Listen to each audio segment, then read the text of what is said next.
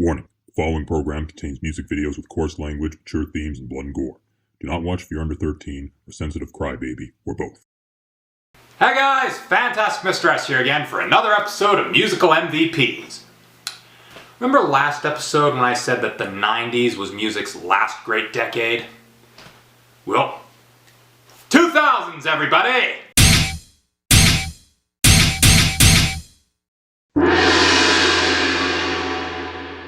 The 2000s were a massive turning point for music.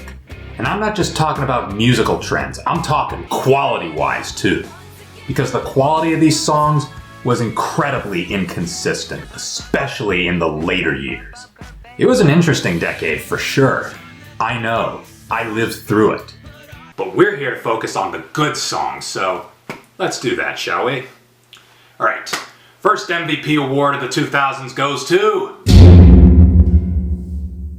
Three Doors Down, The Better Life. My brothers and I grew up listening to these guys, among others. And while my fondness for them had waned for a number of years, I recently regained my appreciation for them. For instance, I love how they incorporated some southern rock influences to go with that alternative rock sound. If I could be like that, well, I would give anything just to live one day in those shoes. Another thing I could appreciate was that lead singer Brad Arnold also played drums on every track. This was the only album that he ever did so, but listening to it now, knowing this, it just adds another level of awesomeness. System of a Down, Toxicity. One of my buddies got me hooked on this band when we were still in high school. He once described their music as expressing their true feelings, as opposed to those rappers who just rap about how cool they are. And he wasn't wrong. Hell, I'd argue that Toxicity is a classic rock record, and I think those cool drum fills have a lot to do with that.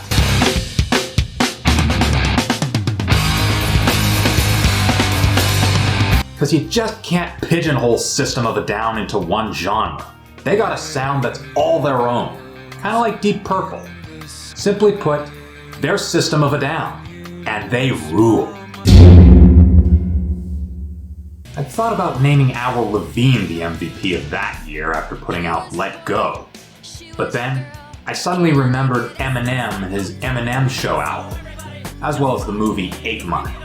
He was a guilty pleasure of mine growing up, as I'm sure he was with my friends.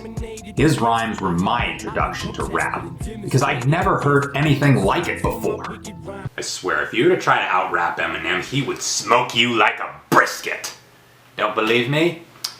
Then put on 8 Mile sometime and watch for yourself. I'm a German, eh? That's okay. You look like a fucking worm with braids. These leaders are the free world rookies. Looking, how can 6 dicks be pussy? And while we're on the subject, we got a great rap number in Lose Yourself from that film. That song alone embodies why Eminem is the greatest rapper to ever pick up the mic. Linkin Park, Meteor. This was another album that my brothers and I grew up with. I certainly enjoyed it as a kid, but at the time, it was the rapping, courtesy of Mike Shinoda, that I loved the most. But over me can see the words revealed. It's the only real thing that I've got left to feel. Over time, though, I gained more of an appreciation for everything else about it. For starters, I loved how they combined hip-hop with alternative rock. I thought that was clever. But these days, it's the performance of the late Chester Bennington that draws me in. The vulnerability and raw emotion he delivered has never felt more earned.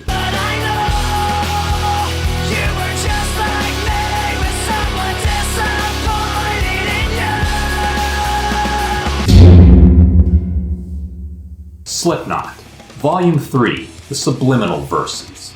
This is perhaps Slipknot's most famous album, especially their songs Before I Forget and Duality. The latter is a personal favorite of mine.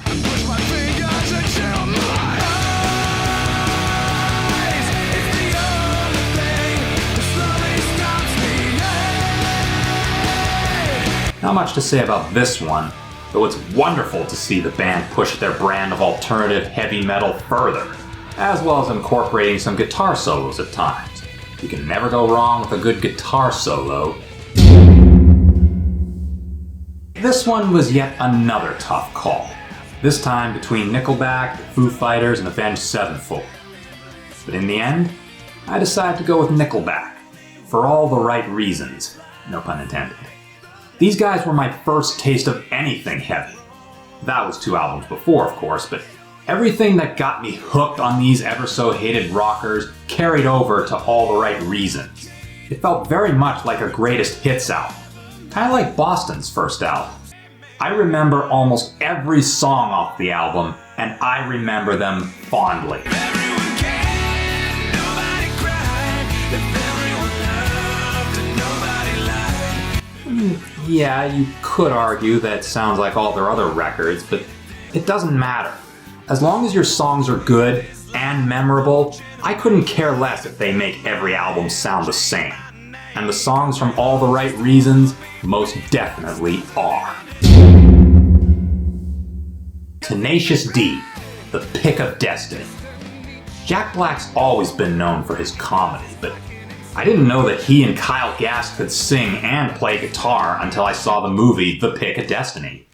Too bad that film didn't do well at the box office, or with critics for that matter. I can kinda see where they're coming from, but I still have a soft spot for that film. I got a lot of laughs from it as a teenager, and I still enjoy putting it on from time to time. The soundtrack, on the other hand, is just something else. It's got a ton of stellar songs, even the ones that didn't make it onto the album. His fingers move with blinding speed. Within my mind he'll plant the seed. I'm proud to be amongst his learned flock. So even if the movie didn't do anything for you, you could at least get into the soundtrack. This may have been the year of the D, but I also want to give an honorable mention to Dragon Force before we move on. Because Through the Fire and Flames is still an absolute phenomenon. The last great rock and roll monument that we'll probably ever get. Death Clock, the Death album. I remember downloading the first 3 seasons of the show Metalocalypse, mainly so I could get inspiration for my own comic strip series. But it didn't take long before I was hooked. It's become one of my favorite TV shows of all time, and I instantly became a Death Clock fan. Almost every song off the Death album is a classic.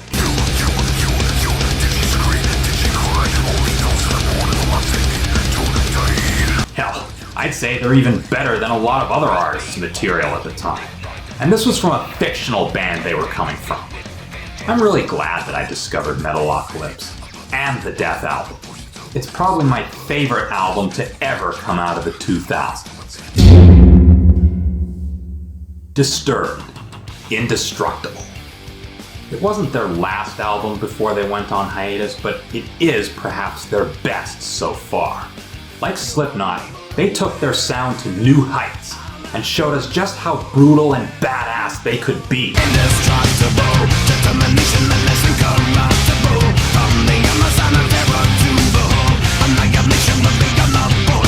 Gone were a lot of the more nu metal elements, but guitar solos and more metal-inspired lyrics took their place. You could say that this helped to ensure that Disturbed could stand alongside the greats. Again, this was a tough call between Death Clock, the Dave Matthews Band, and Mastodon. But I ultimately decided to go with Death Clock again for their second Death album. I will admit, I wasn't crazy about most of its songs at first, mainly because they incorporated more screamo into the vocals. I mean, I enjoyed songs like Bloodlines and Death Support, but it wasn't until a few years later that the album grew on me.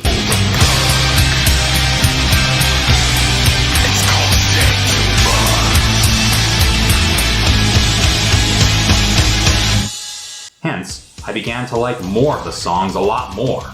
They're heavier and even more epic this time around, but still true to what made the first Death album so spectacular. It was a great way to end a mixed decade of mainstream music. Now, picking an MVP for this decade, that was not an easy task this time. Because you had artists like Nickelback and Three Doors Down, Queens of the Stone Age, Foo Fighters, Red Hot Chili Peppers, Disturbed, They all made great albums throughout the decade. I was almost gonna settle on Nickelback for this one, mostly because I grew up listening to their music. But after thinking about it some more, really putting in that extra bit of thought, I have decided that the MVP of the 2000s is going to be Disturbed. I didn't discover them till later into the decade, but when I did, I was instantly hooked on their music. They were already pretty solid when they put out their first album, but as the decade progressed, they evolved their sound for the better. Disturbed had become a band for the ages once Indestructible came out.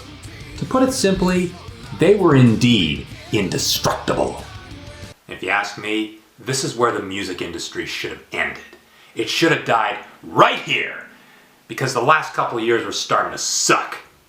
But nope, it decided to keep on going, keep on running itself into the ground. I'm getting ahead of myself. We'll talk about that next episode. Until then, this is the fantastic Mr. S, signing off.